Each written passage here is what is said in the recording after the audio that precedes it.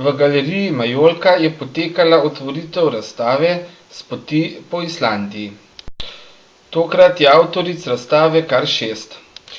Ena izmed avtoric je projekt predstavila takole. Prišli pogledati naš trud in naša dela.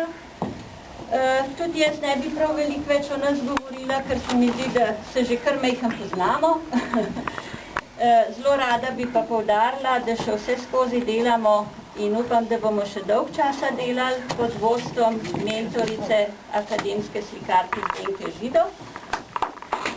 In drugo, kar bi rada poudarila, da smo to pot pripravili stvari na podlagi fotografij, ki jih je v neizmernih količinah naredila naša sošolka Živa,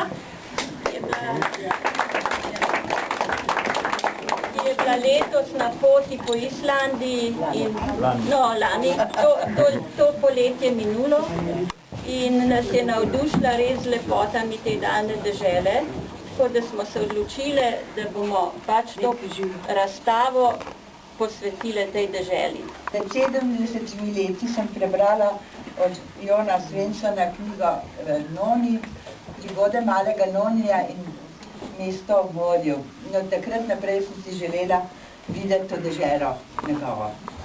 In lansko leto, julija, se mi je ta želja izpolnila in sem potovala s skupino pod vodstvom Grube v to deželo, ki je nekaj posebnega.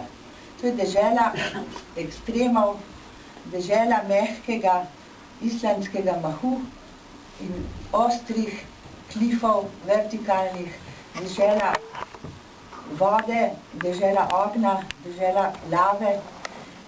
Neverjetna je. Ta dežela je velika 300 kvadratnih kilometrov in je 5-krat tako velika kot Slovenija.